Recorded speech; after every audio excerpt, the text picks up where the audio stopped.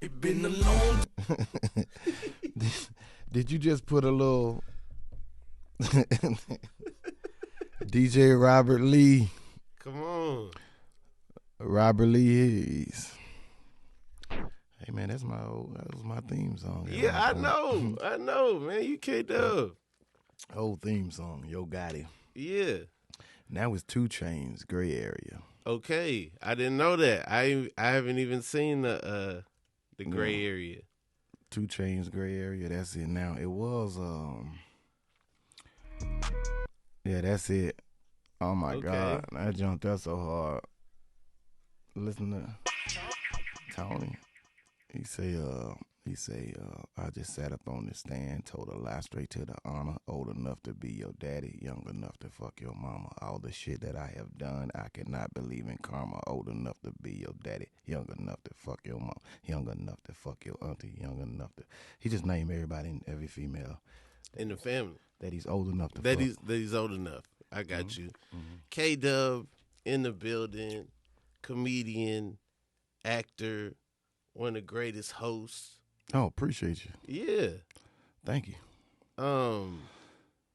K Dubb, I don't know. I feel like we haven't had a lot of conversations. But part of that, I have to be honest, I was ducking you when I first got in the game. I know. I know who's ducking me. Everybody knows that I am. I can tell. I just told Mo William. I said, "You stayed around nice comics. Get out of my face." Hey, well, here's the thing. I plan on coming back around to the K Dubb world, but I wanted to be legit before I got there. I did not want to learn in front of like my favorite rappers and athletes and movers and shakers in the city, cool people my age. I didn't want to bomb in front of them. So I was like, before I got to get right, and then I'm going to go to K Dubb's night.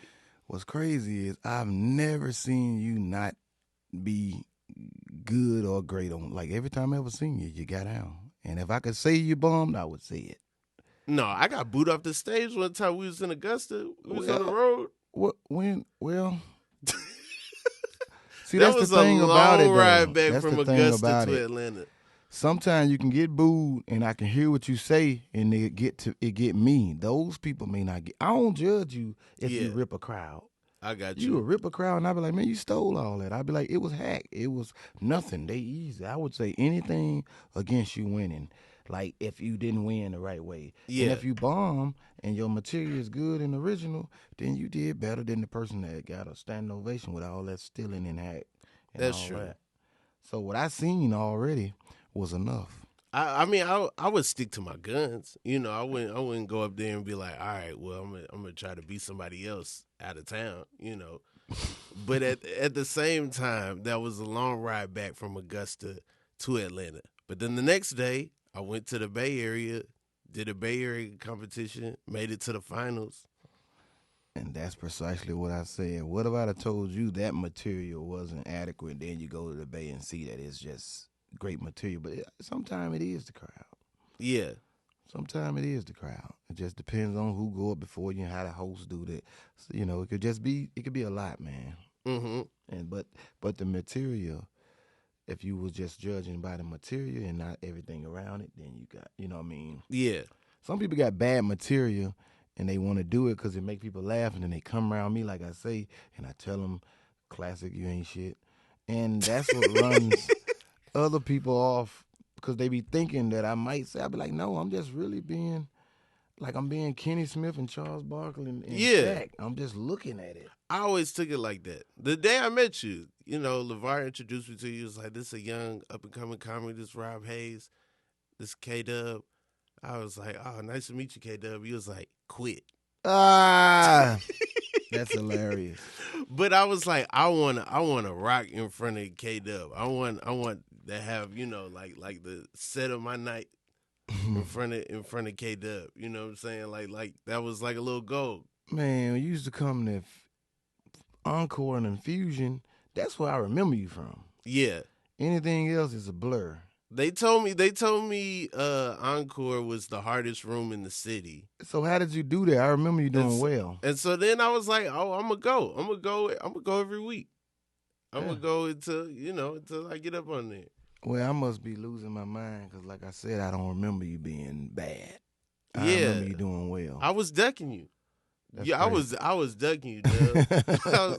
Y'all would do Showtime. I would be in the shadows. You and Daryl Dam and y'all playing all the the Jodeci and Silk and H-Town. You know what I'm saying, H-Town and all that. I'm watching and I'm like, man, one day. But yeah, I am in the crevice. Damn, that's crazy. But I be nowhere near the green room and none of that. I'm just a spectator.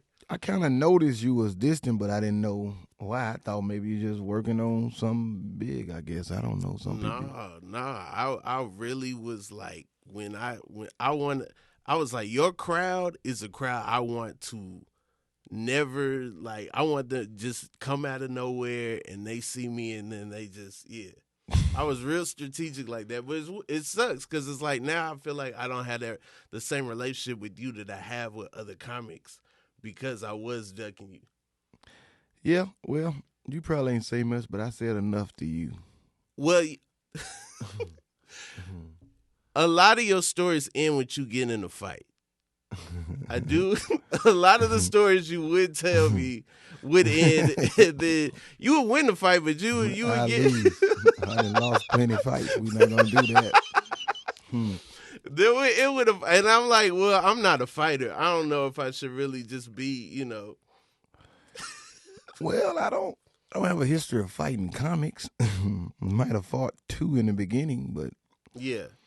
But no, man, I don't know. I guess I come from a world where I guess this is my world where everybody had a daddy, and he just wasn't a daddy around. He was like a military dad, so.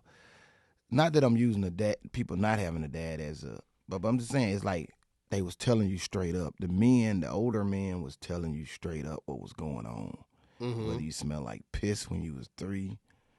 Mm-hmm. I can remember smelling like piss at about 2 or 3, and I can remember a grown person talking about. I remember one time I was saying, Scooby Dooby Doo, where are you? And one of my uncles was like, I got some piss for you now. Like it was just, and I knew. Like, I was the one that pissed. And I'm like, why is he cracking a joke about me smelling like piss? So it was always right in my face. They shamed you into being potty trained. They shamed me. You said it. They shamed me. So now when I see people, I kind of shame them into being better. Okay. I feel that because I did grow up with my father, but my father wasn't that, like, tough nose, like, he just had a different style of parenting. Well, my dad too, he wasn't that bad. It was more my mother, uncles. Like, my dad was there, but it was more my mother. My mama was there. Worse. She was worse than me, I would say. She's a female me on steroids. Like, she's the nucleus of the insults. Like, she'll hit anybody. And so that's where I get that from, where I hit anybody. I try to find something to say about anybody. Yeah. Not just somebody, but anybody. Anybody. So that's how she was. And then coming up, where they put it right on Front Street, it's kind of like I got around people that weren't like me, and they was just kind of like, I wouldn't want to call it sensitive, but they wasn't used to it. They weren't used to being told, that wasn't shit. You talking about comedians or just like growing up? I'm saying I grew up people saying that, but then when I came into a whole nother comedy world, I didn't think my mouth would keep people away from me, but it did. I didn't care or nothing, but it did. Yeah. What made you choose comedy? What made me choose it? I ain't choose it. Okay. Man, I was a class clown in 9th grade, and that was it. Then I was watching Richard Pryor and them, and they wasn't funny to me. So that's what made me want to do it. Not watching Richard Pryor or Martin. It was me watching Martin like, he ain't really that funny. That shit he doing. When I was watching Def Jam, looking like, watching Richard like, okay, he funny, but he just saying, I want to be able to write the joke down and send it to somebody in jail, and they read it and laugh. Not you put that bullshit on it and make it funny, which is cool too. So that's my jokes. So you feel like transcribed your jokes, they would work. Yeah, I feel like even if you wrote it down and gave it to a motherfucker that really couldn't read that good, and he kind of figured it out, he'll laugh.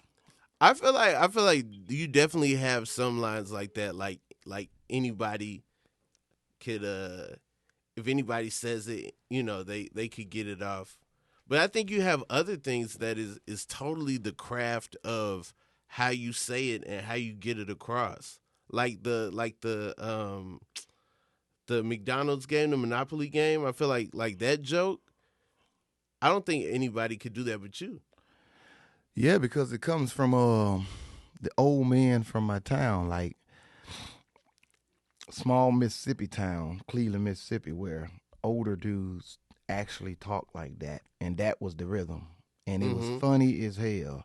Like I done had do I would use that same little rhythm, but this guy here was actually trying to borrow some money, and he was talking, and the guy who was gonna loan it to him was gonna loan it to him, but didn't want to, but he had walked that way, and the guy was still talking to me, and he was mumbling, and I'm like, are you like in a trance right now where you talking to me and you hope he give it to you and you just standing there and you spaced out? Because that's how it sounded. So Yeah, that's why I get in that drive through and be like, y'all, I just left out now. Because that's what he was doing it. And I was about 6 looking at him like, you saying stuff, but you ain't saying nothing. yeah. I feel you. So that humor, you would have to be there Mm-hmm. to Mm-hmm. see it, what I just did. Um, I feel like you have the most laughs per minute sometimes of you know, like you can go really fast.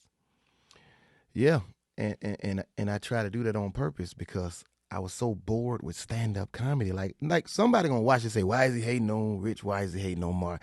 I am not. I'm hating on them about as much as Odell Beckham hating on an NFL player from the '30s. They wasn't doing nothing for real. Like they really wasn't doing what they doing now. Like you didn't shoot the ball like Steph. You know what I mean? So even if it's that or whatever you want to pay homage, do what you want to do.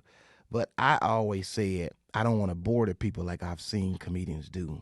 So I try to make them laugh the whole time because it's almost like if I go to McDonald's and you give me something free, or you give me a car and you add stuff onto it, I just be trying to give you more, just like a Chinese person would make it cheap and sell it for less and just make more. Not that Yeah. mine is cheap, but I'm just trying to give you a lot in Mm-hmm. that space.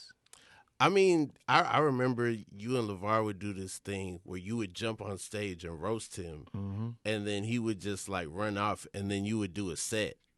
And I remember thinking like, this is show business. Like Hmm. this is because it's like it was so creative instead of K Dubb, and then you walking up the ramp and all that. You Hmm. just came from the back. And then he's just like, "Who is this man on stage?" And then you just roasting him, and then he's just like, "Oh, whatever." And then next thing you know, you doing a set, you doing jokes. We're enthralled. We're like super into it now because we're just like, "Oh man, they pulled a fast one on us, and it worked." Yeah, we try to make it real hard for each other. Sharpening, yeah, we try to sharpen each other. Levar is a crazy guy. He's my guy. I've been knowing him over 20 years, ups and downs, Yeah, and he was a rock. You know what I mean? He was somebody. He wasn't gonna move. He was gonna stand there and fire off. And so I just felt like out of everybody in the comedy game, he was probably one of the ones that I probably can sharpen myself with against. You know what I mean? LeVar. Everybody else wasn't bringing it. Nobody was bringing it like LeVar was bringing it, especially during the years you're talking about. I don't know what exactly going on now with nobody, but in those days, I felt like LeVar. In that day, in that mm-hmm, 2 3 year mm-hmm, time mm-hmm. period, LeVar was he was a stoner. He was hard. Yeah. Yeah. So okay, I feel like you're doing a lot of stuff now with Ti. You definitely worked on his reality show and stuff, and like how did the relationship with Ti start? Well, when I moved to Atlanta, I was in Magic City one night, probably back in like '01, '02. Sco Bubba introduced. Sco Bubba said, this is rapper T.I. This is comedian K Dubb. You know, T.I. was light skinned, so I'm like, he a rapper, huh? Yeah, like light skinned rapper. Yeah, that's what I thought the first time. But then, in the process of judging this guy, saying, is he really a rapper? Because everybody was a rapper. Mm-hmm. I looked back behind him and saw the girl from Escape. I was like, oh, he might be a rapper. Yeah. He with that girl from Escape, man. That's trendy. Mm. So it was like, he got to be something, you know, thinking to myself. That's just what I was thinking in my brain, the real thing. I don't want to hit you with the, oh, yeah, we was chilling, we was drinking, you know. Mm-hmm. I was looking. Sko said it's T.I., great rapper. But I took Sko opinion. Sko could say anything. Right. Sko Bubba could say whatever he wanted to say, and I believe it. And everybody introduced me to, I still know. Man, R.I.P. Sko Bubba, man. Rest in peace. Yeah, no. That's crazy. I feel like in the city at that time, we didn't know what T.I. looked like. We knew his voice before we knew what he looked like. I feel like we found out he was light-skinned, like, later. I feel like we all had a picture in our head of what he looked like, and then when we saw him, we were like, man, that's not what I pictured, but so now it all tracks. That's how you felt? Yeah. Oh, you see, I met him before I ever heard his rap. I had never heard a rap from him. Like around that same time, like 2001. I never heard I'm Serious. Like we hearing the music and I didn't hear I'm Serious because I'm not from Atlanta. I got to Atlanta in July of 01. I'm Serious was already out. We wasn't rocking. We were rocking Outkast, but T.I. wasn't out. I had never heard of him at that point. When I came to Atlanta, I only heard the biggest person. I had never heard of Camp or Baby D. Only somebody I ever heard of was Pastor Troy. He was probably. Okay. He was. I had never heard of Young Bloods. Young Bloods might have came out that year, but then they was a part of Attic Crew, and then I can remember Ricky Smiley shouting out Jermaine Dupri. I can remember Ricky Smiley shouting out Lil Jon, and Lil Jon them shouting out the Young Bloods on Comic View, but I didn't know who they were. It was like how you looking at. But this is 99, 2000. Okay. So when I moved here in 01, that's when I heard about the Camp and the Baby D's and all that. That's when I heard about the Sammy Sam's For Real. I heard Sammy Sam's Stepdad song, but I didn't know who rap it. And I had heard Kilo's music. Well, not really Kilo. I had never really heard Kilo's music. And not even like the organized bass, not even like the later Kilo stuff? No, that was Atlanta stuff, man. That was all Atlanta stuff. Like, wow. It was people around there that listened to it, but in Memphis, like when y'all start, don't judge me on what I'm saying, but when Atlanta started doing it's crunk, your truth. When Atlanta started doing crunk, I had already heard it in Memphis for the past 10 years. And I've always used to tell APL people that they had took crunk from Memphis. And they would say, yeah, we did. They never ever say Tear the Club Up was they would never say we did. And I Atlanta. never heard an Atlanta person say, no, we didn't. They would always be like, yeah, Memphis. But, so it's a different kind of music. And we weren't listening. But we did. I can remember girls in dances listening to Napster Dancer, Dancing for Money. But I ain't know who sing it. Shout it, swing my way. Yeah. I remember that. Didn't know it came from Atlanta. Got you. Didn't know who sang it. I was 9th, 10th grade. But Atlanta is where I wanted to be. So, were you already doing comedy in Memphis? Yeah.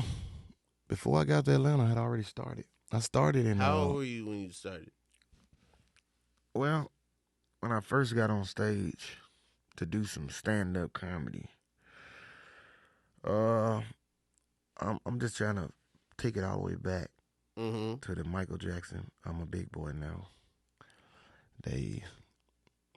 What does that mean? That was his first song he ever recorded. I'm a big boy. He probably was about 5 or 6 for real. His voice was like So Baby, the babyest song. You never heard a baby sing, go to that. And he's singing about love and a woman and some more stuff. But I think that had to be 9th, 10th grade. You know what? It wasn't stand-up that I was doing. I was trying to sell. I took the camcorder out of that class, the technology discovery class. Okay. And I took it to the parking lot, and I was selling cars. And I was putting the prices on the cars of what I thought they should be worth. Like, you can get this car for $10. It ain't but $10, man. Come get, stuff like that. Mm-hmm. But the first time I ever did an organized stand-up, I had to be about 11th, 12th grade. And I say 11th, 12th because I don't know whether I still don't know whether 12th grade, man, is when I stood on stage in front of people. Dang. So you was a teenager. It's on YouTube. It's on YouTube? Yeah. Wow. It's on YouTube. Hey, we don't look anything up on the podcast. Okay, whatever don't do. One rule. Okay, don't look nothing up. I don't need anything up. I'll put a link in the Discord to people. One thing about it, I don't like to do that anyway. I like to have it on the top of my head. Yeah. Yeah. So you were a teenager. What's the age of the people in the crowd? They range from kindergarten to crackheads because it was in the park. You was in the park? Yeah. Okay. Is there a sound system? Yeah, it was a sound system because what these people would do, they would set up stuff and they would be selling stuff. It'd be vendors out there in the park. It was actually in Milwaukee, Wisconsin, at Sherman Park. They know what I'm talking about. At Sherman Park, they'll set up stuff. It'd be vendors and people just pass by and stop and buy. And it'd be like maybe some African people on the mic doing African stuff. Okay. And it'd just be a microphone, not for me to do stand-up, but for people to go up and do their poetry and stuff. Okay. And that's on YouTube. And what were you doing in Milwaukee? Well, my mama moved around.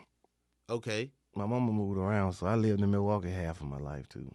I Really? graduated high school in Milwaukee. I started school. I did kindergarten, 1st grade, 3rd grade, 8th grade, 12th grade. Really? Yeah. Man, I never knew that. I never knew any kind of Midwest anything was going on. But yeah, man. Yeah, I lived in Milwaukee. They know me up there.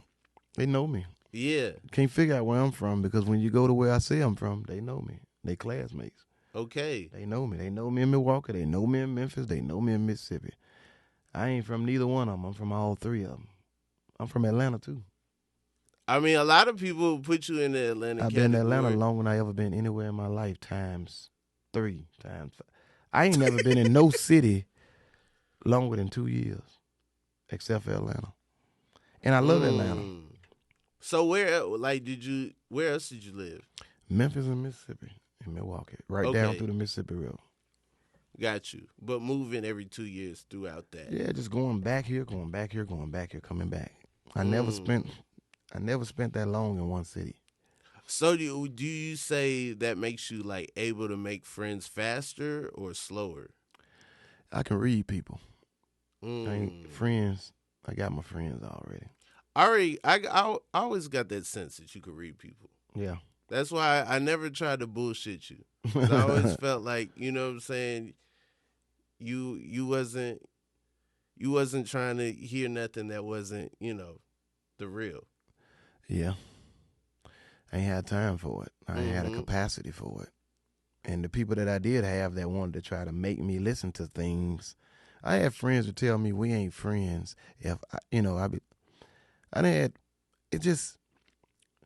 I was so simple to where you couldn't ask me for a piece of gum twice because I'd be like, why don't you go buy you some? You like gum, man.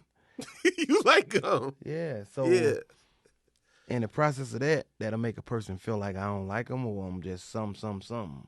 And I'd be like, no, I just really want you to you can ask me for something once or twice. You can ask me for the biggest thing in the world, just not twice. Yeah. Just not twice. Yeah, that's all. Because it's like. Just go big.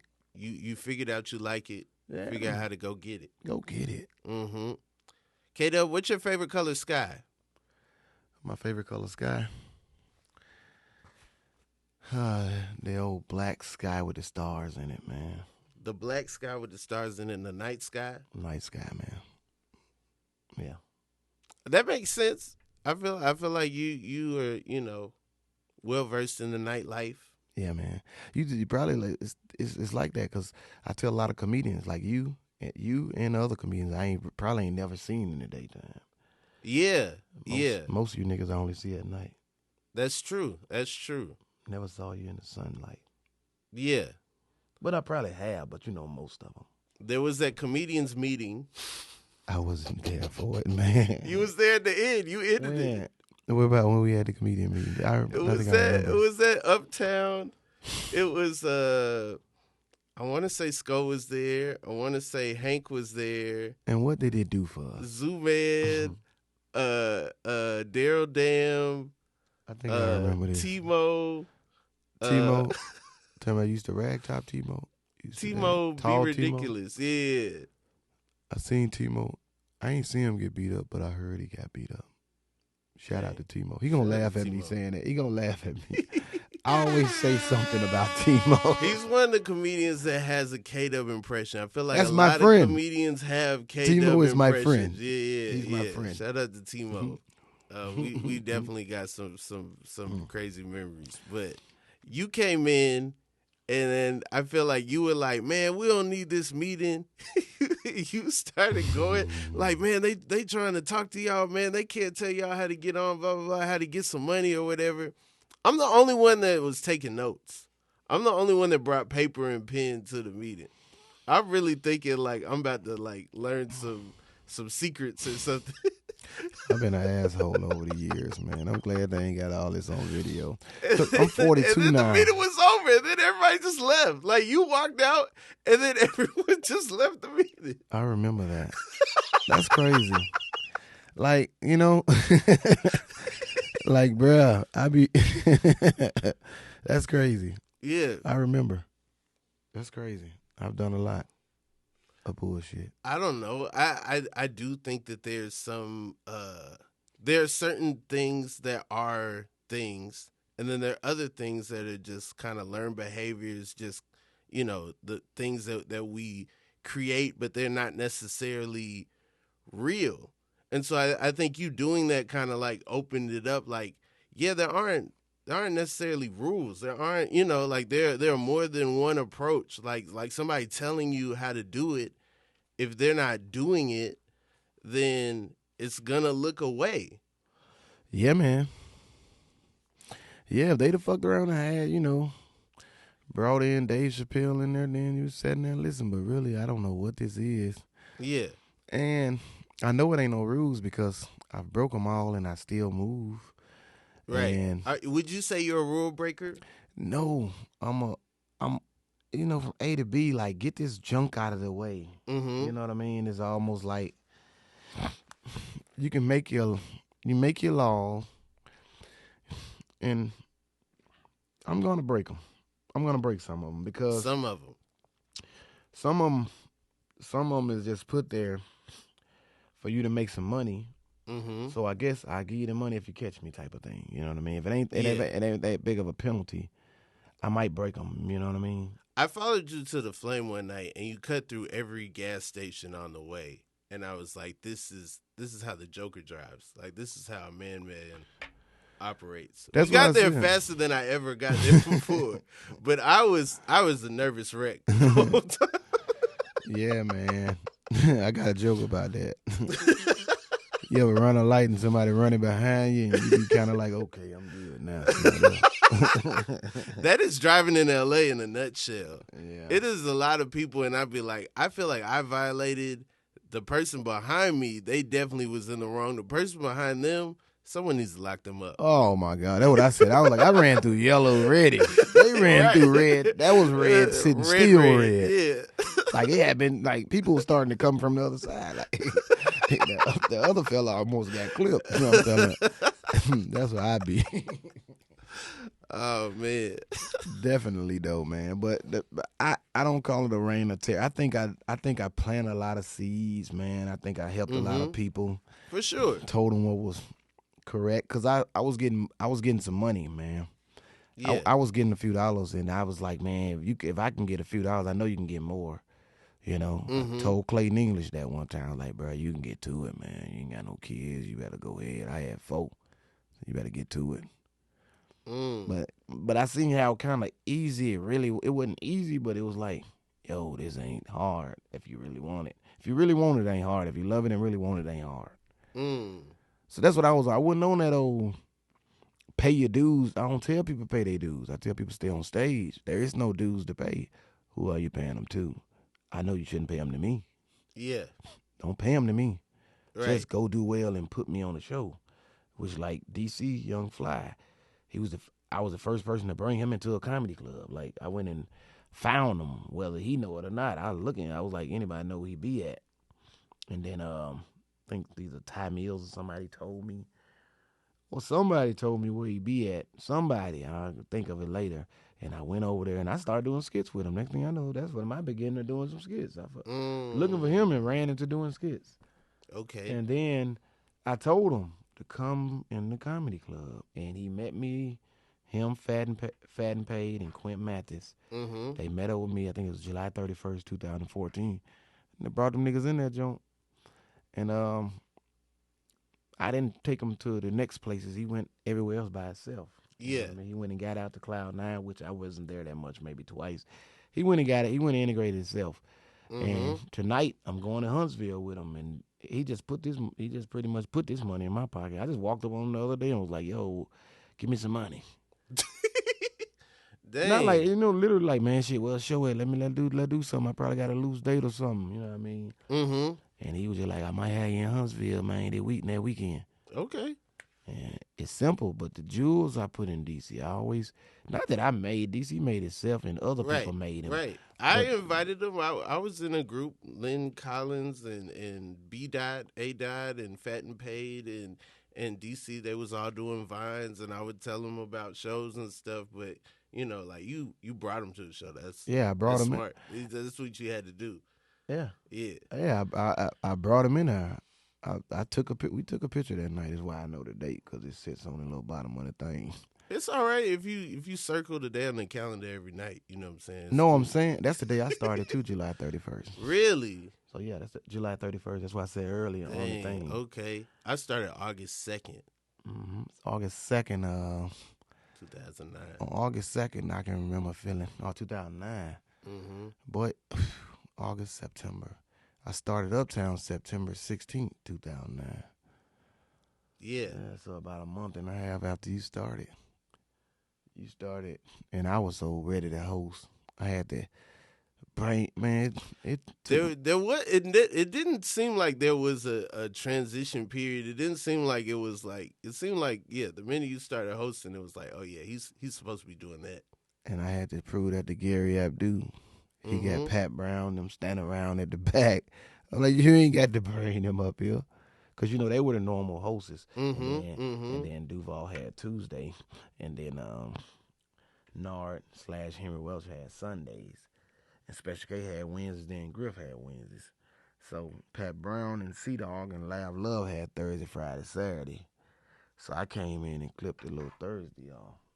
And Gary didn't know whether I could host or not. So I can remember seeing Pat Brown at the back. And I can remember thinking to myself, like, you don't have to send her up here for me. It's over.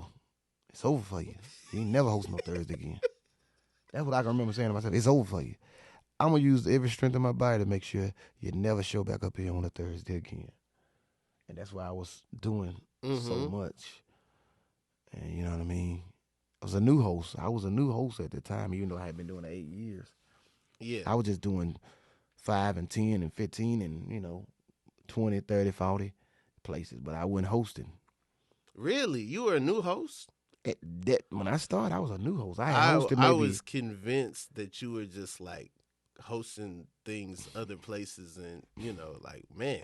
I might have hosted. My partner got me a spot called Ashley's back in 02. We hosted that about 4-5 times. We did that 4-5 weeks straight. That was in 02, 03 or something. That's when Miss Pat started there. That's where I met Miss Pat at my place, Ashley. She was, K Dubb, put me on stage. So that was my time about 5 times. And then after that, I didn't host again until like 08. I didn't host none again until 08. So in that era, what was it like as far as like getting stage time? Like how often could you get on stage in the city in that time?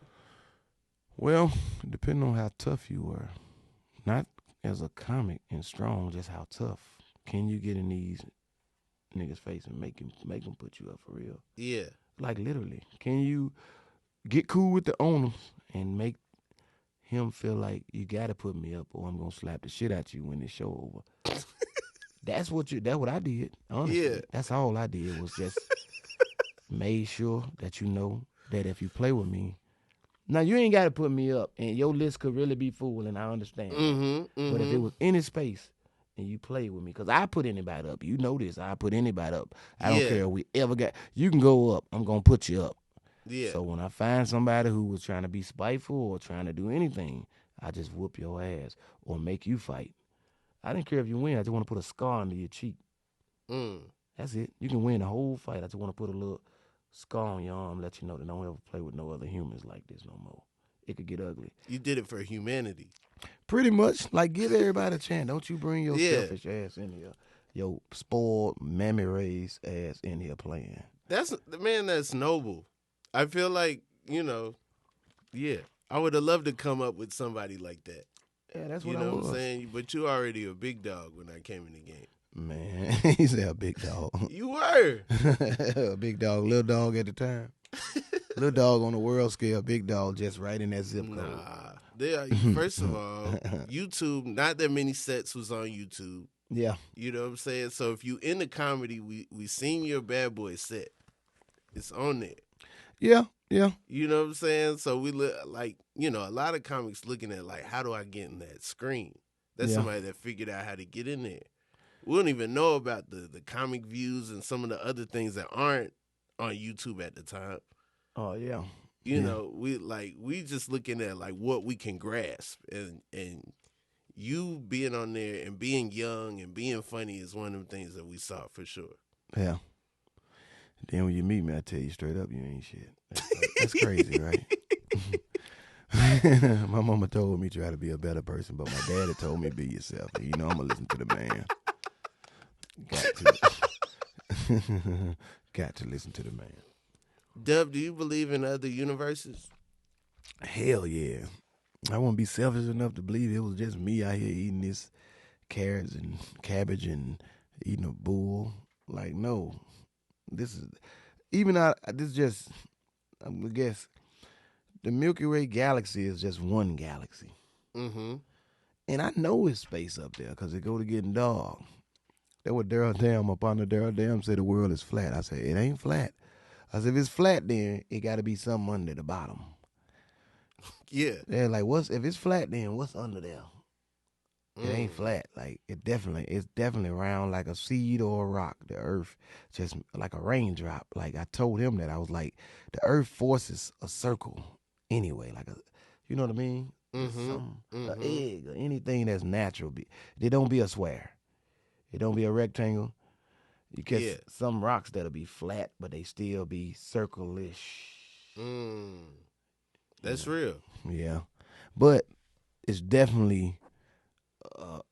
it's infinite. It's infinite, I think. Yeah. And I think this earth is moving in a direction. And when I was born,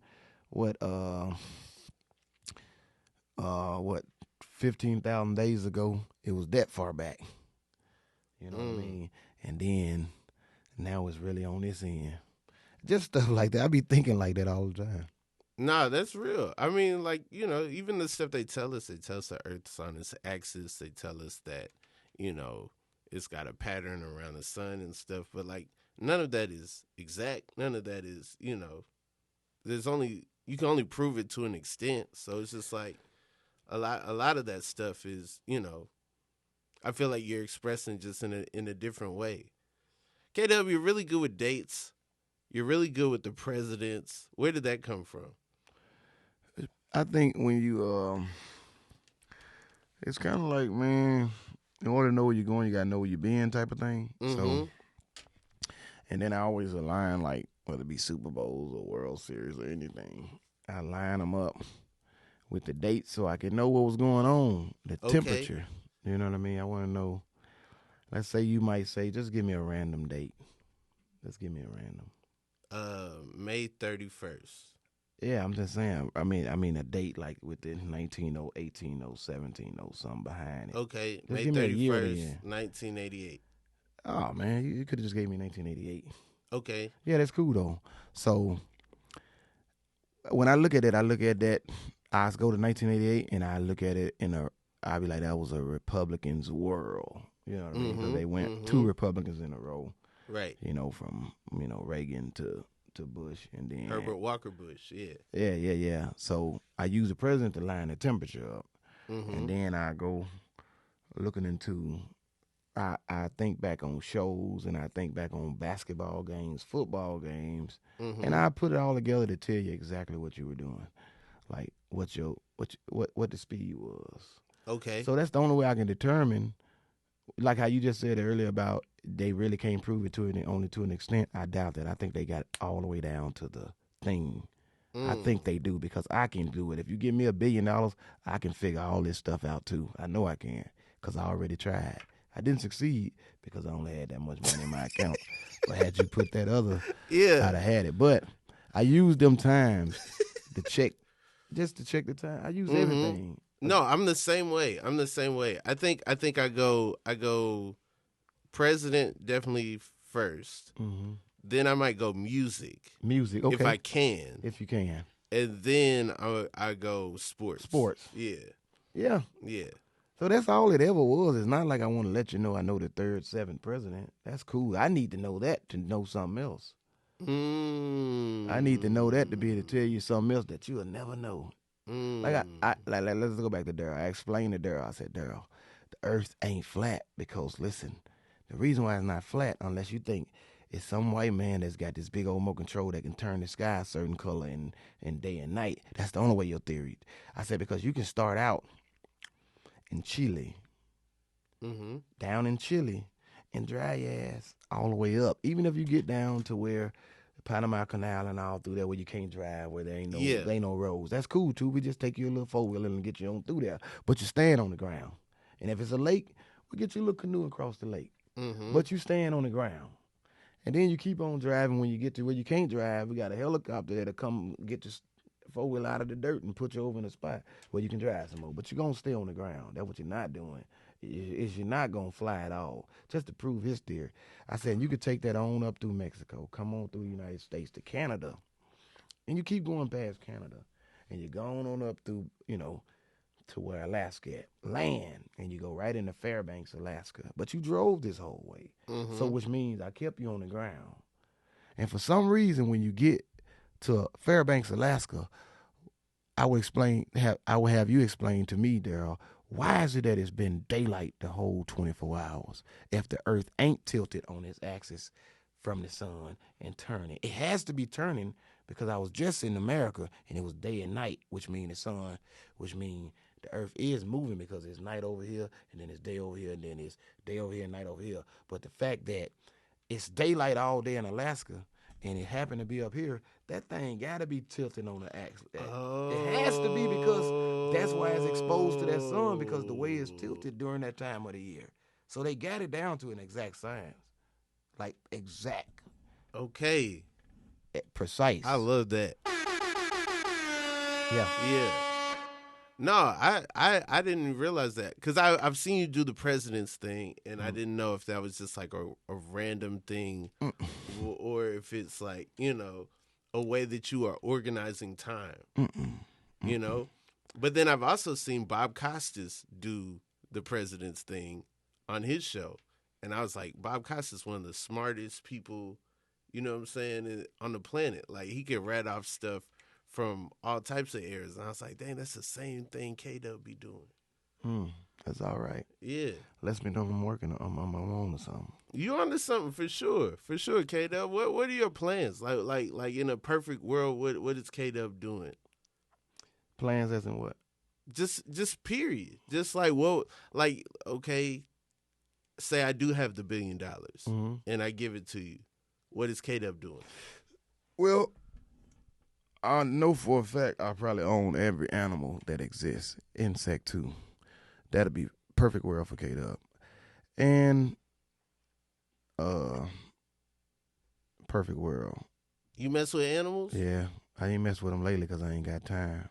But I got a bird. My son got a couple of turtles. That ain't nothing, but I've had everything. What kind of bird?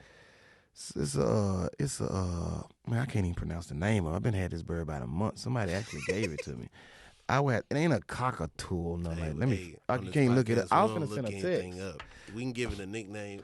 Man, it's a Man, I knew the name of it. See, I never thought I'd get asked that question because it ain't like I post the bird all the time. I just sit with the bird and make sure it don't snatch his feathers out and let it sit on my shoulder. Mm-hmm. But I would have to figure it out, man. Does it talk? Is it a bird that talks? No, it's a bird that love humans, though. Okay. He love humans. And Matt, you let it out the cage, let it fly around? It can go in I leave the door thing, I leave it down. Like, you know how you shut it up and you put the latch on it? I leave it down. And if he want to go to sleep, he go to sleep, or he just come out to the edge. Sometimes he fly over to the couch, but most time he pretty much stay over there at the cage. Like, it ain't a wandering bird. Okay. It ain't gonna just be flying around the house. Sometimes at random it'll and come back. Sometimes it right there on you, or just right over there where something soft at, like on the arm of that couch. Dub, you a whole Disney character. I don't even like. I would never imagine just a bird, flying around and also chilling, doing its own thing at your crib. Most comics know me for having lizards and snakes around my house. Really? Double D and all them, Dirty South and Tyler, Tiny, anybody, Daryl Damn. The only time I've been over your crib, I didn't leave. There's an area where people were taking their shoes off. And I was like, I'm just not gonna leave this area. That way I keep my shoes on. Cause I was picking up Michael DeBay, and I was like, we gotta go. If I kick off my shoes, it's gonna like send a message of I'm chilling, and I'm not chilling. You talking about down in when I was living like in the Smyrna area? Oh, I would never dox you. I would never put what area of town you was out there. But you said it first. Yeah, in the Smyrna area, Michael DeBay. I don't know if it was Michael DeBay or Lil Real, but my money came up missing in my house when they was staying there. Michael DeBay had left and Lil Real had came. I don't know if Lil Real stole it. I don't know if Michael DeBay stole it. You can't blame me because I did not leave the doorway. I was I was leaning more towards Michael DeBay because I don't think Lil Real will steal anything. No, but them two were there. He was straight at that time. No, he wasn't. No, he wasn't straight at that time. He was broke as hell at that time. But because he was staying in my house, so you had to be broke, and you was bringing girls in there, so you had to be broke. So if you could have got you a room, so you had to be broke. Only way you don't go get your room. Yeah. You gotta be broke. It's over 10 years ago, people. No, this was 2012. It was 2012. Yeah, that's yeah, over but 10. It wasn't even regular money. 10. I'm a collector. You could have gave me over 10. That was over 10. No, but when you steal, you had to be exact. Ain't no statute of limitation on you stealing from me now. But no. That's real. I'm a collector. I collect money.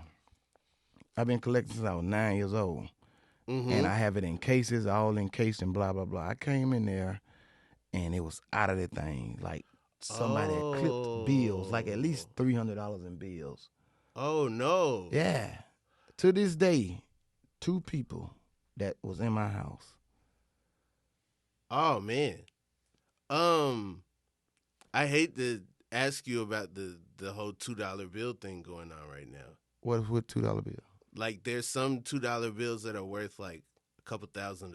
That's been like that. There's some pennies that's worth a couple. There's some dimes. That just be new to people that don't collect. That just drives in new collectors. It's people like me that's natural collectors, been collecting since I was 9 years old. Like literally been collecting for years. You got all the state quarters? Ben had them. I got them in the corner. I get them away for Christmas. Yeah, all them type of buffalo nickels, I'll give you one. You want a buffalo nickel, man? I'll give you one. Yeah. I'll give you one. You want to pick it up from me? I'll give you a Ben Franklin 50-cent piece. You want a peace dollar? You want a Morgan dollar? I'll give you all that junk you heard of. I got stuff you never heard of. What do you got that I never heard of? I mean, you probably heard of. Like, I got, like, George Washington Carver and Booker T. Washington is on the coin together. I got a few of those. Black people on the coin. Then that's a like United States. That's a 50-cent piece. It was made in the 40s, throughout the 40s and 50s. What? George Washington Carver and Booker T. Washington has a 50-cent piece. Yes, I got a few of them. So that's what I'm. And then I got some Liberty nickels, and then I got some Arrowhead pennies, like from coins been out longer than bills. And I got the wait, coins predate bills? Yeah. And then I got I got a 50-cent dollar. I got a dollar. I got a dollar about this big worth 50 cents. It's 50 cents though. It's like a bill. Yeah. And then I got silver, just silver. I forgot what they call it. Shit. A dime? No, just no. Like if you get a gold silver bars. Got silver bars. I got. I got. I got I got I got this $20 bill. Man, I can't even see. I ain't looked in it in 2 months. I gotta go sit back and look in it because I actually pile stuff up like maybe 3 or 4 or 5 pieces that I get around the country, and then I go back in and put them in. Wait, so when you go around the country, like I look for bills. I go into pawn shops. I go into everywhere. Wait, yeah, really? I mean, anybody that been on the road with me know I step into pawn shops and go in there and look at bills and coins and stuff. Wow. Yeah. Okay. And so like who like well, I don't want to put in, I don't want to put anything on blast where your spots are, but like I guess how do you know when a pawn shop's going to have a good You don't know. You just waste your time going in there. Like it's like going over there hollering at a girl. You don't know what she's going to say. You just shoot your shot. Pull up. I might go to 3 of them because pawn shops normally be in the same area. So I hit like 3, and they'll have some because people don't really know what stuff is. They think old coins is worth something. You know what I mean? Mm-hmm. Some people think that. But old coins is just an old coin. A rare coin is worth something. Okay. Well, what would you say, like, do you collect anything else? I collect baseball cards. I collect anything. I'm not a hoarder, but I got telescopes. I collect anything. I collect anything like once. I ain't going to get 2 telescopes. Yeah. And if I do get another, I'm going to get rid of this one ASAP. I'm going to sell it, and this one worth more. I don't want 2 nothing. But I don't have 2 coins. I have sets. I don't want 2 coins. I don't want 2 1985 San Francisco Buffalo nickels. I don't want 2 1863, you know what I mean? Mm-hmm. Such and such or whatever. Standing Liberties. Do you ever trade? I don't need to trade because I only got one of what I need. So what I'm trading for? I'm saying maybe you get 2, like maybe in acquiring a collection, you get a double. Now you find someone else that has something you don't have, and you trade for that. And then if I trade for something I don't have, I might not have something else that I don't have again because I'm in sets. I'm a real collector. I don't pile up stuff. Not that I don't have a lot of coins. I don't want a lot of coins. I just want one of everything. Yeah. I got every damn near bill that's ever been made all the way back to the early 1900s. Like I got all of these 2019s and from 1 Boston, 2 New York, 3 Philly, 4 Cleveland, like the numbers on the bills, 5 Richmond, 6 Atlanta, 7 Chicago, 8 St. Louis, 9 I think Minneapolis, 10 is Kansas City, 11 is Dallas, 12 is San Francisco. Those are the Federal Reserve Banks, the numbers A through L. So like I collect them in that order, so it'd be 4, 4, 4. 1, 2, 3, 4, 5, 6, 7, 8, 9, 10, 11, 12. A, B, C, D, E, F, G, H, I, J, L, I, J, K, L. You feel me? Yeah. And those are the, 1 is Boston and San Francisco being 12. So it's only 12 of those banks around the country. And I have to collect the dollars, the 20s. I got $100 bills from 2012, and like my guy be like, you don't spend that. I'm like, nah, I ain't spending that. I might go. I can go in my pocket, right? Mm-hmm. So like, I go in my pocket, and I got these. My money had never fold. I don't fold it at all. So you got the C3s, that was made in Philly. Okay. And then you got the B2, that was made in New York. The Federal Reserve Bank. Then you got the F6. That's Atlanta money. So that's how everything. So even with these hundreds, I got 1 through 12 and these already put up. Crispy. They've been circulated, but now they've been put up. They ain't proof. Dub, you gotta be in a heist movie. You would kill that. Man, I think I would kill a lot of stuff. You would kill a lot of stuff. I agree with that. If I think about it. I agree with that. But man, you know so much about, like, there's so many people that have $100 bills that don't know that. A lot of people don't even know that they be saying dead presidents. I'd be like, half the people on the money ain't presidents. Yeah. Half of them, not even half of them. If you go on to the $10,000 bill, where you get the Salmon P. Chase and you get to the Monroes and the what's the boy name, the Grover Clevelands, all them there on the 500. Cleveland is a two-time president, right? Yeah, he's president 2 separate terms. I think he did 22 and 24. 22, 24. I think it was 22, 24. He came after. He came after the boy died. Garfield died. Garfield didn't last that long. Mm-hmm. So I think it was 1881. He did 1881, 1885. And then he turned around and somebody else came. Benjamin Harrison came in between them. And then he did 93. Maybe I think he did 93 to 97, I think. Or 81 to 85. And then I think 89 to 93. Yeah. Yeah, but you can't Google it and find out. But I think he can. Something like that. I bet you I'm closer than another motherfucker. No, the fans definitely would do the Googling, and they'll definitely tell us, but for sure. K Dubb, man, it's been a pleasure to have you. Anything you want to tell the people, anything you want to promote? Follow me on Instagram, comedian K Dubb 23. Departments, the movie out right now. You can go log on and get it. What platform is on? Just go on your phone and put Departments, not apartments, Department, DAPARTMENT, Department 404.com. And it's going to pop right up. You can rent it for $4.99 or you can buy it for $9.99. If you rock with me, you buy it and watch it. It's a classic. Executive produced by Tip Harris, DC Young Fly, Carlos Miller, Little Duval, and the Ha Ha Mafia. Most of the people we started with. Okay. So it's a must see because we in it. Who all is the Ha Ha Mafia? That's Nav Green, Erica Duchess, Tyler Chronicles, Ronnie Jordan, and Jay Ski. Okay. And me and Tip Harris. Yeah.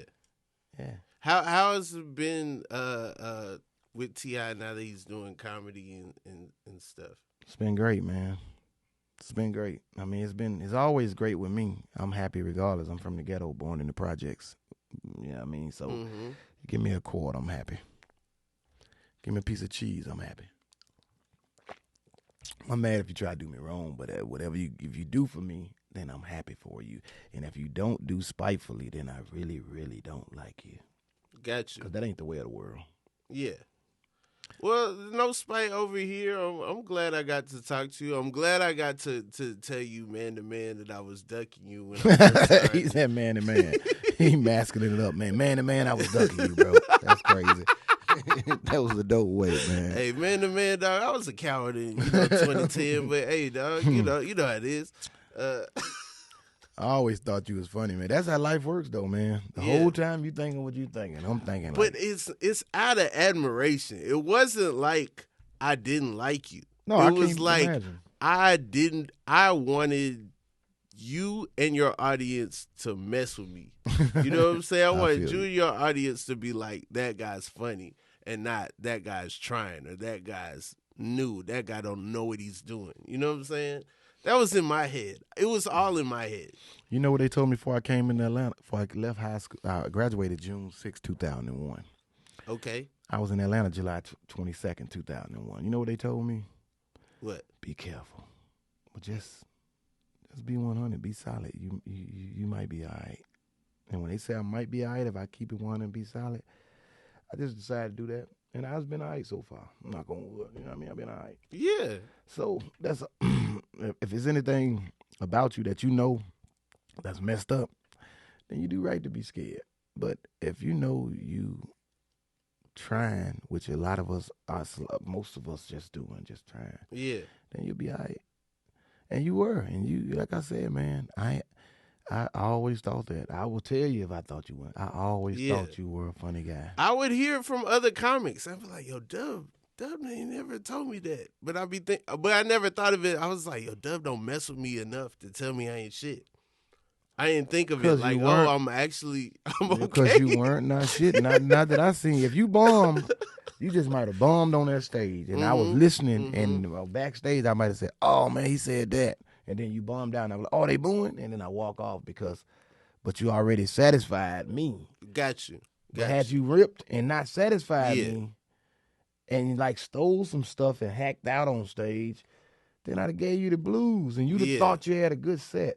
You'd have been over calling me a hater because you had a good wacky set, wacky set. You know what I mean? Like that shit you seen before. You know this. Yeah. So that's it. Well, Dub, I appreciate you coming through. Also, secretly, Dub's a nerd.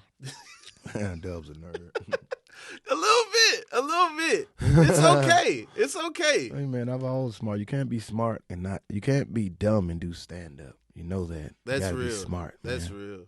Yeah. But that's on the low. You know what's going on, man. It's been the Inconsistent Podcast with Rob Haze. Please subscribe to the Patreon. Shout out to the people in the Discord. Shout out to the big tippers. That's it.